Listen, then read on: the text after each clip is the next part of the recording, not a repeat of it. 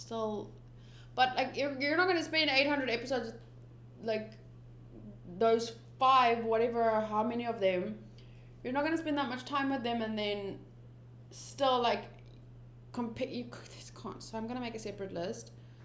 Okay, now it's time for the review portion of the video. Let's start with my notes for episode 43, the end of the Fishman Empire. NAMI is my NAKAMA.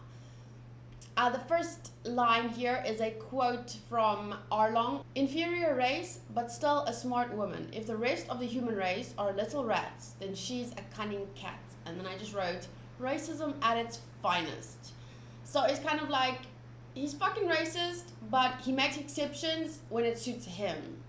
So hypocritical. I actually wrote a really like a long page what this phrase made me think about, but I deleted it because it was starting to lead away from just, you know, talking about the anime. But I started with this. What is racism? The definition is the belief that all members of each race possess characteristics, abilities, or qualities specific to that race, especially so as to distinguish it as inferior or superior to another race or races. So it's more than just, you know, believing in a stereotype like everyone of this race is really good at math, you know. So I used to get really frustrated when people said that only white people can be racist. To say that a specific belief, if you think of racism as a belief ingrained into a person's mind, to think that a specific belief can only be attributed to one race is essentially racist, especially if it's like only those group of people can be racist. And racism, we all know, it's not good to be a racist. So you're kind of like attributing a very, very negative thing to a whole race, regardless of whether you know them or not. So you're making it like you're saying that only one race can be that thing, and it really frustrated me at some point in my life. And I was pretty shocked that the anime was so obvious about showing a racist villain.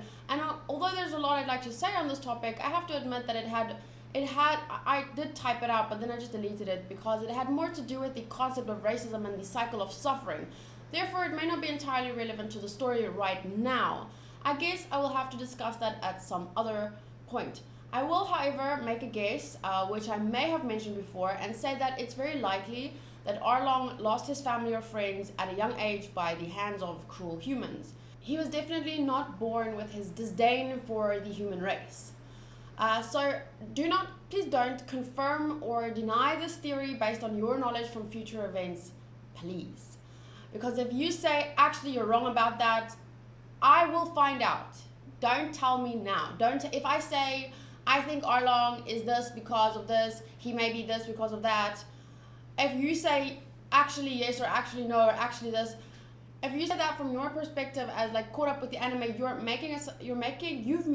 you've made different conclusions based on different information, and to then tell me that my theory is wrong is essentially spoiling me. So let me just find out for myself, and then when we get there we can talk about it. The scenes where Luffy is destroying the map room on top of Arlong Park has to be one of my favorite moments in the anime so far. That reminds me of something I wanted to talk about.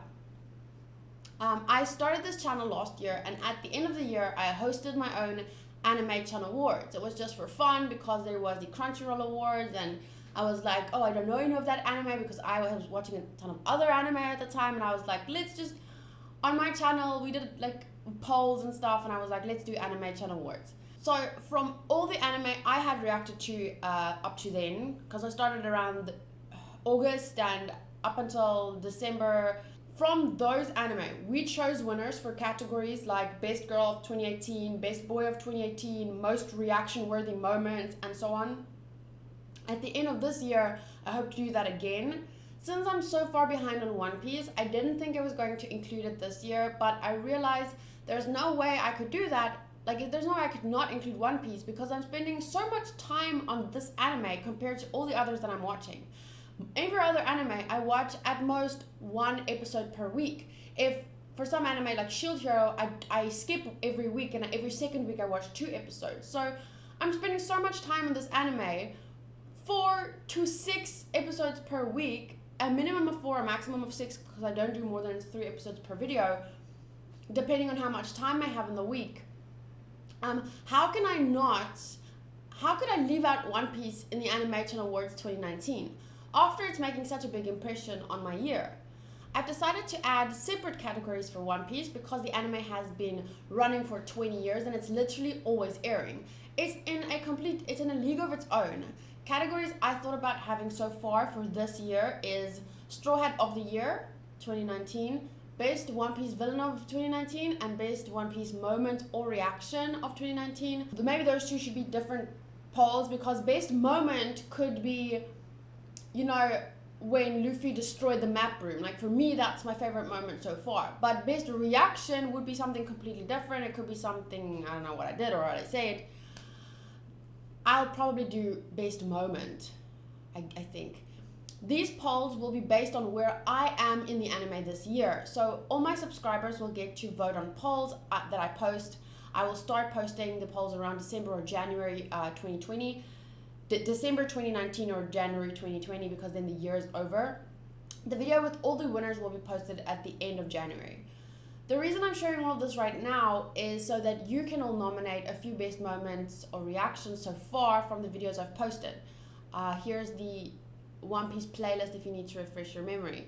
So you can please comment your suggestions in the video. You could always DM me instead on Discord or Twitter.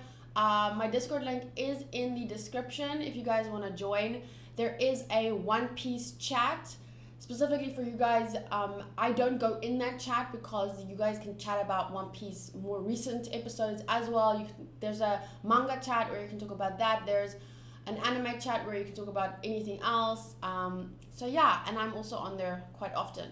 Okay, after Luffy defeats Arlong, the music that plays alongside the collapse of the building is really victorious.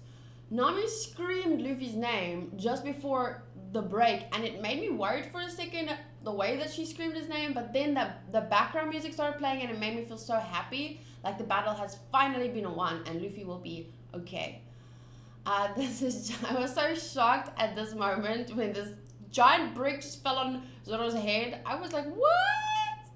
After Zoro wakes up, see image above, he looks around and then up at the sky and says, Luffy, almost as if he sensed the end of the battle. I really love the connection that Luffy and Zoro have, and it's been apparent since the first day they met, or at least since their first fight against Axe Hand Morgan. They were really meant to find each other. Fate.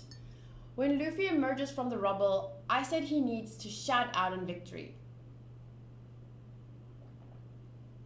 because it looked like something that moment was building up to. He does call out to Nami and say, you are my Nakama. Considering Arlong called Nami his Nakama before, this could be Luffy's way of saying he won over Arlong. It could be his way of saying he won this fight for her. At least that's what I chose to think. Finally, Nami is free to choose to be with Luffy and them. Not that that was her only choice, of course, but by this time they had already bonded in their hearts, so there was no way she was not going to choose to be their Nakama after the emancipation of Kokoyashi village. A quote by Gen, who would have thought that we'd be saved by pirates? What's the world coming to? I actually think this quote is really important because it emphasizes the theme apparent throughout the anime. Pirates aren't always bad and Marines aren't always good. There's another quote, I think it's episode 45, where the elder in Luffy's village says, a pirate is a pirate. And that, I would say, almost contrasts with, or links with this quote, who would have thought that we'd be saved by pirates? What's the world coming to? Because not only were they trapped by pirates, they were also saved by pirates. So that's why I say it contrasts for me with the quote by the elder in episode 45, when it says, a pirate is a pirate. As if, there's no good pirate, there's no bad pirate, a pirate is a pirate. Whereas this leans toward the fact that, pirates can be evil, pirates can be good. I actually think this quote is really, I already read that.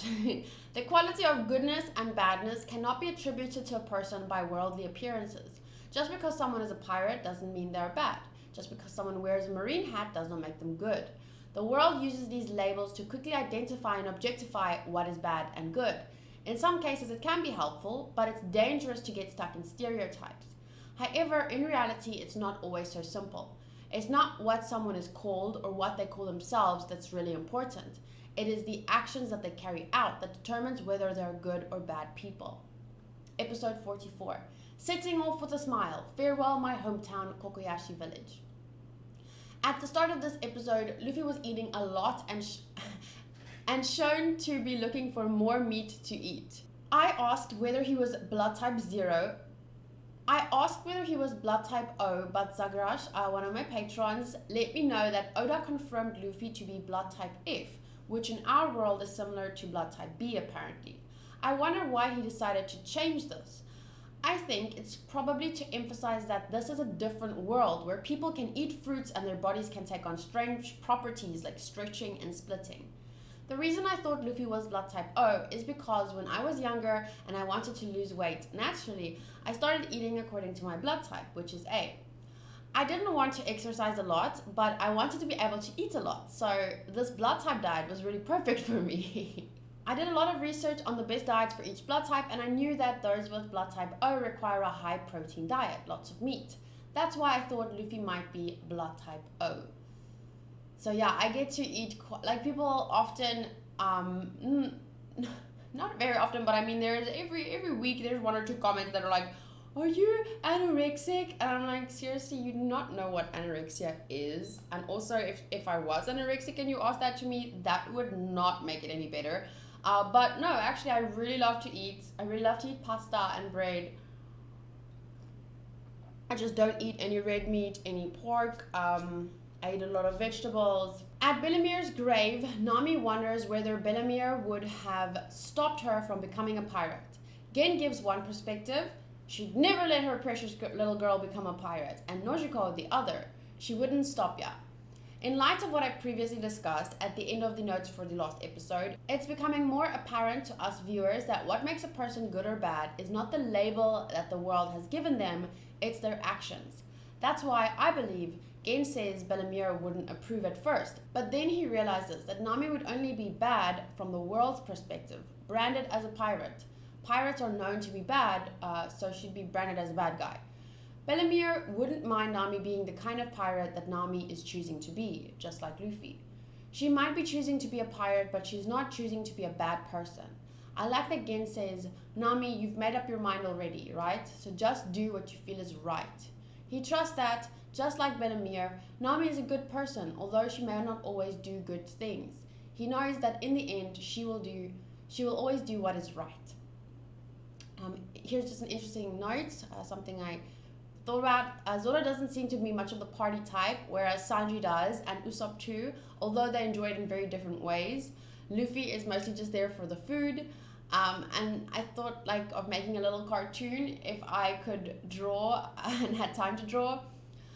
There it'd be like the different kinds of party goers, like the Zoro having a drink and just chilling by yourself, the Sanji just hitting on guys and girls, you know, smooth operator, the Usopp entertaining everyone with songs and games, the Luffy just stuffing their face. So yeah, I thought this would be a funny little cartoon, and if I ever get time to draw again, I hope I can draw it. I guess I would be like Nami doesn't even go to the party and chooses to do other more productive things. Because she was mostly shown to be like at Bellamir's grave and then getting her tattoo removed and another tattoo done, Okay, and one of my patrons, Legevin, sent me a picture of Nama Hamu melon. Parma ham and melon, Mediterranean plate, really popular for a summer party. So it's just like really yummy melon with like Parma ham on top. It does look delicious. Also, Tabo is a really good kid. What do we do from now on? What did we learn? I really enjoyed the interaction between him and Nojiko in this episode. Nojiko is definitely one of my favorite characters, and I would have loved to hear a bit more about her and what her dream is. Maybe we'll meet both these characters again in the future. I hope so. It might be that Nojiko tends to Bellamir's tangerine grove for the rest of her life, and although there would be nothing wrong with that, I really would love to hear more about her hopes and dreams for the future. Whether it's to start a family, expand the tangerine grove, or whatever. if we never get more information on that, I'm going to write my own fan fiction. I'm just kidding. I wouldn't have time for that, but I would really love to dream about it and chat about it in future live streams. What this won't be for a long time because it's too risky for spoilers. I have a question. How is it Luffy ends up there looking for Namahamu Melon by Bellamir's grave? Earlier, he was looking for Nami and he was told by the doctor maybe she's there. Granted, this seems to be much later, but could it be that Luffy was always looking for Nami during the party? He asked the doctor where she was and then got distracted by food and while looking for Namahamu Melon, then just so happened to end up at Bellamir's grave. I mean, I know he's bad at directions and everything, but there's no way he walked down out of town all away from all the food and just ended up there by accident. Or did he? Maybe he just wanted to share a meal with his now official navigator. Anyway, I love how Gen is like Nami and Nojiko's father figure, and he's the one essentially giving Nami away and telling Luffy, if you ever take her smile away, I'll kill you. Just like a dad would when his daughter gets a serious boyfriend or something. Luffy said, well, I don't plan on stealing anything, so... Which makes me curious and excited about what it means for Luffy to be a pirate. Because generally, a pirate is a person who attacks and robs ships at sea.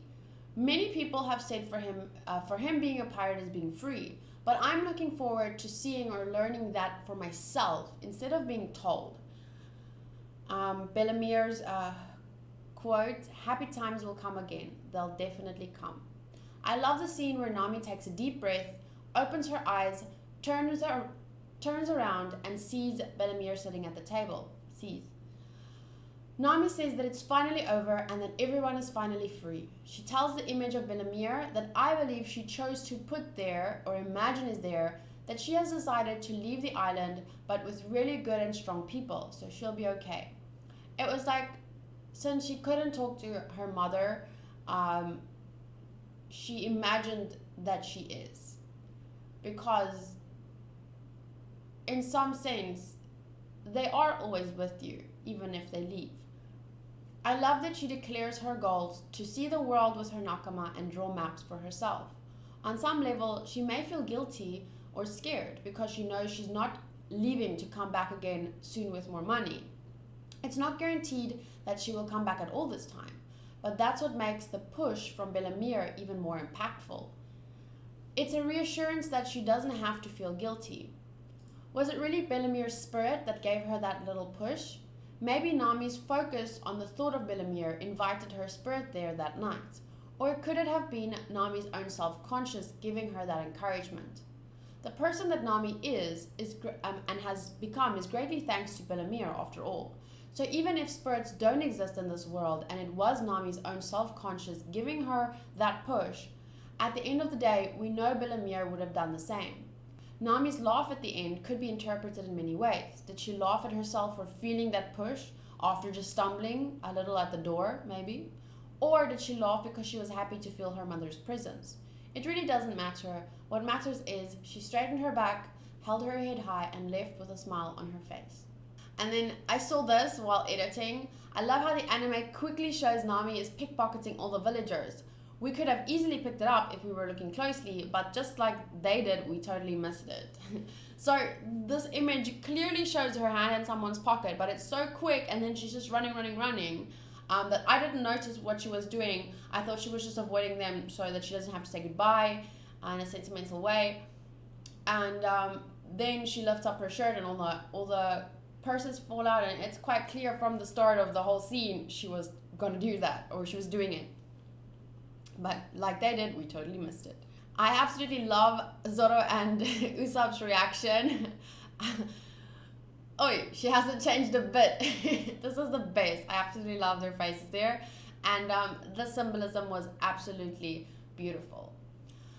And then here's just a little bit of something that I was wondering. I wonder if Bellamir and Gensan would have ended up together had she not died. As far as I'm aware, she died at the age of 30 and Gen was 38 at the time. That's just an 8-year difference.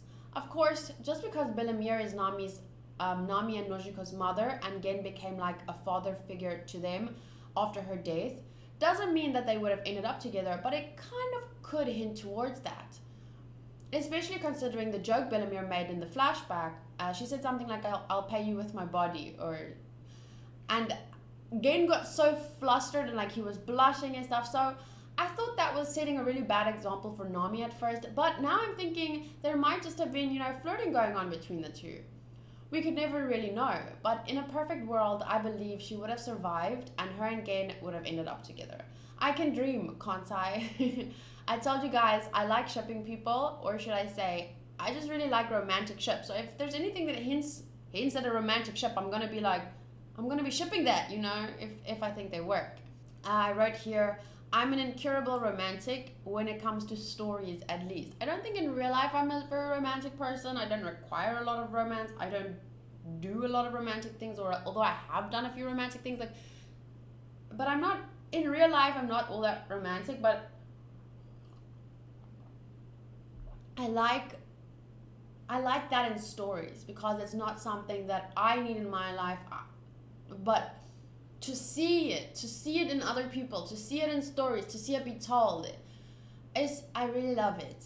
And it's especially in anime. It's not even that I really like romantic movies. Like I don't watch real life like P.S. I Love You. I think I watched that twice and I got bored. And then like I don't watch that kind of I'm not. But in anime, it's just a different story with the character, because I fall in love with these characters. Like really, it's not every anime obviously, but often in anime, I put myself in that world and I care about the characters, so I care about them being happy, and I know falling in love is often a part of living a whole life. Sometimes you fall in love, sometimes you fall out of love, sometimes you don't need love, you're focused on other things. But I really believe that relationships, and to 90% of the world, at some point in your life, a romantic relationship is a natural part of life. So it just is nice for me to think about these characters' happiness in that way. Bellamere and again falling in love, for example. It could happen. Could have happened. As we now leave Kokoyashi Village behind, I thought it would be fun to share this fact. Kokoyashi is Japanese for coconut. So Coconut Village, I think, is a really cute name for a village. Episode 45, Bounty. Straw Hat Luffy becomes world famous. So I think a few people said that this was a filler episode. I'm not sure. It wasn't marked as filler. It didn't feel like filler to me. I thought it was a really nice introduction or setup for whatever is to come. I actually felt it set everything up beautifully. So even if it's not marked as spoiler, I don't think it needs to be. I love it. I love this episode. Okay, it starts with Nami reading a newspaper, and she said there was another coup d'etat in Villa. I don't know if it's Villa or Villa because it has two L's, and it's like tortilla. It's like in South Africa, there's a lot of people that says tortilla, but I don't think it's tortilla. I think it's tortilla. So I don't know if that's Villa or Villa. Thanks to Attack on Titan, I know what a coup d'etat is.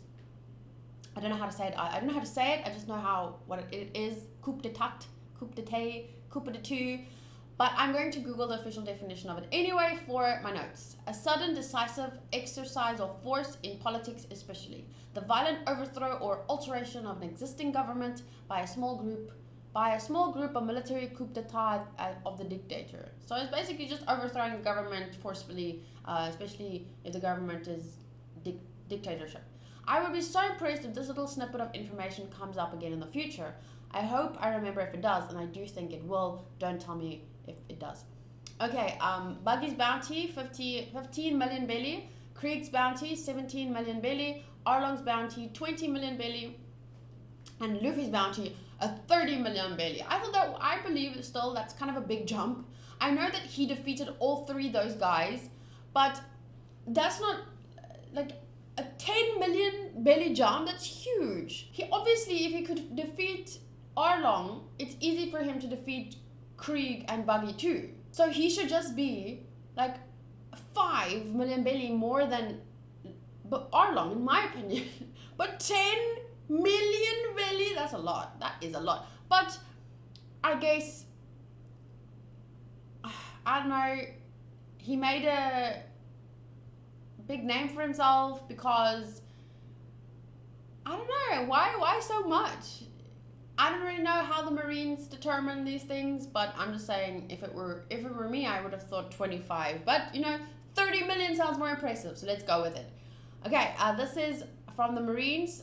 Their back apparently says this kanji says the heart of justice, or it says justice. I'm not exactly sure. Oh no, the back says justice, and then the Marine speech guy said they are the heart of justice. We've seen both good and corrupt Marines. It looks like they are at least supposed to be very just characters. But what is justice precisely? According to Google, justice means just behavior or treatment, which is not helpful at all. What is considered just? And then I said, here we go. Based on or behaving according to what is morally right and fair. Justice then could be different based on the culture or environment you are surrounded by or born into. But isn't it kind of scary that your justice might not be everyone's justice? What's fair for you might not be fair for everyone. So this is why often in anime that handles topics of justice, I welcome people sharing their opinion, but I always say there's not much discussion to be had because we always end up arguing about what justice is, but the fact is that justice, your justice and my justice can be too complete. It's like people trying to argue about religion. Like imagine me being ex-religion, trying to argue with you of why religion, X and Y variables. Imagine me trying to convince you that a different God exists. Like, people are raised with beliefs in a God or not God, or you live your life and you decide, okay, because of the life I've lived, I believe there's not a God and these are my reasons. And then Christians say, okay, well, I believe there is a God and these are my reasons. You can't argue. There's no discussion to be had. Not really. Do you understand what I'm saying?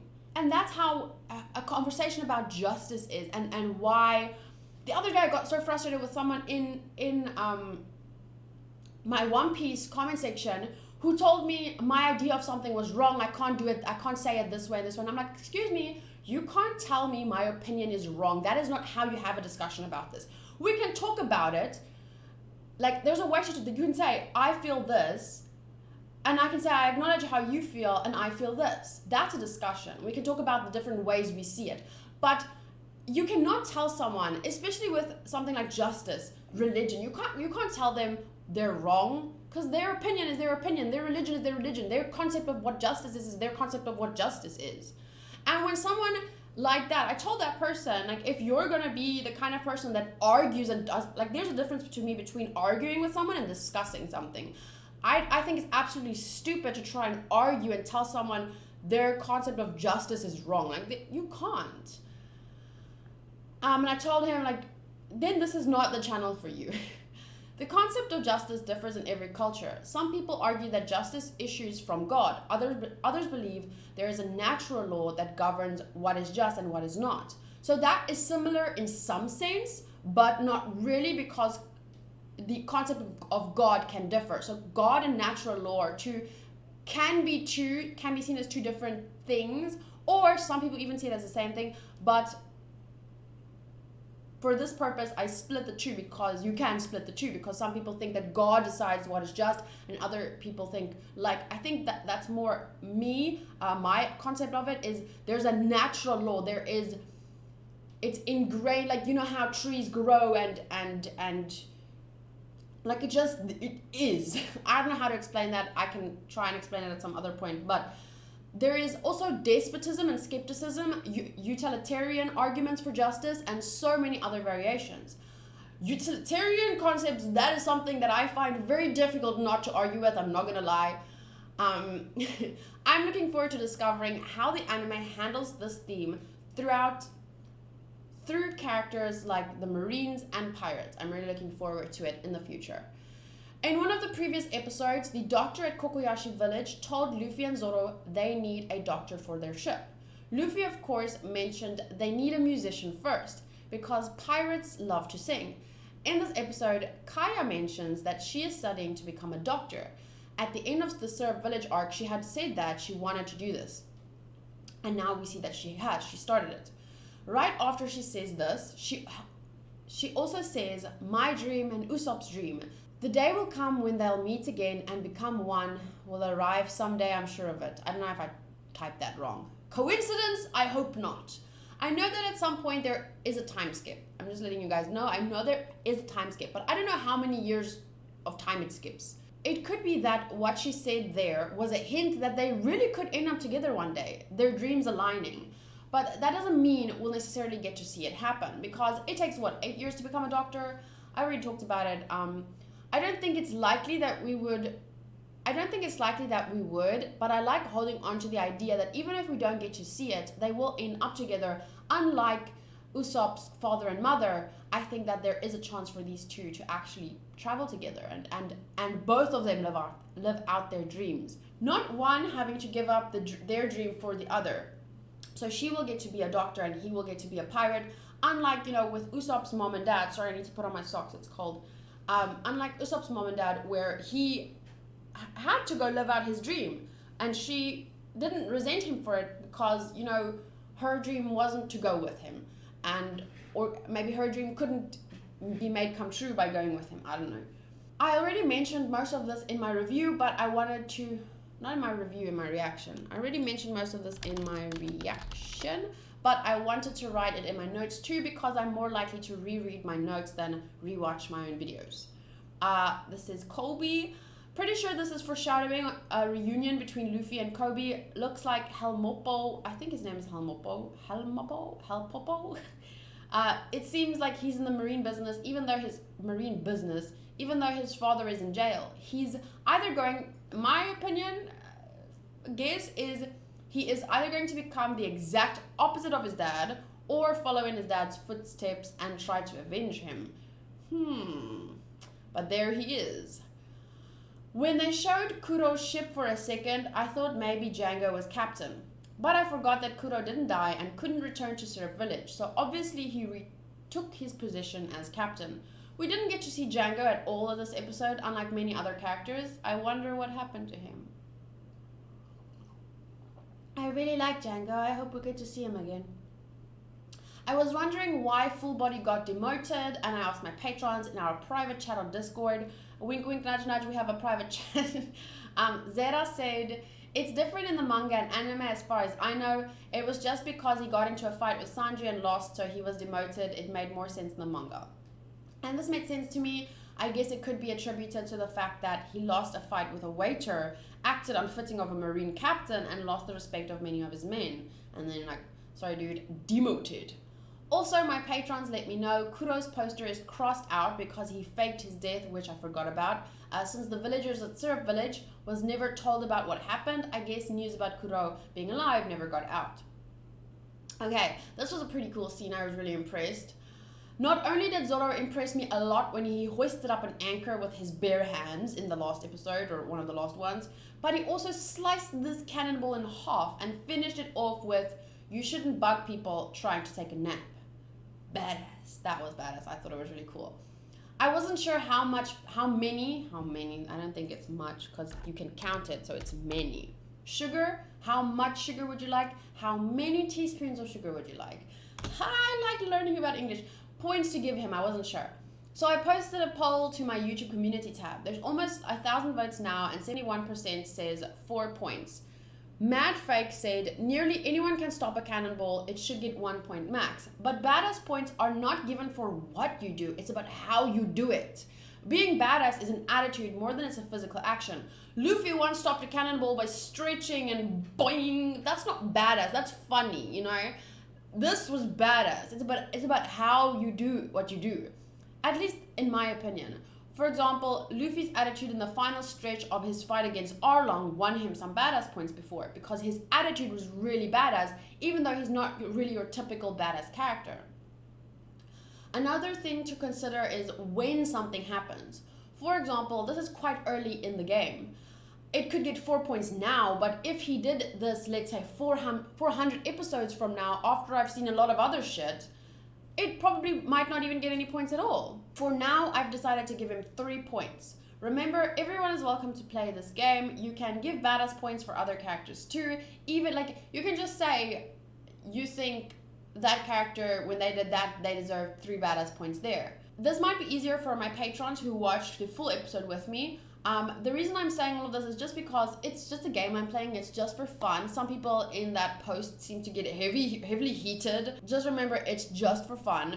And my concept of badass won't be the same as yours, but I'm definitely going to be enjoying this point system a lot. Okay, I just got to the point where Sanji had a great one-liner. For example, he said to Full Body, "We're not serving soup today. You wanna lick the dick?" with this badass facial expression. That's badass too, and I'll give him a point for that. Even though it's like, he just said a cool one-liner, but the attitude that he said it with, especially in terms of he took into account this guy, and they had that soup moment, and he had the bug in the soup, and it's like, "We're not serving soup today.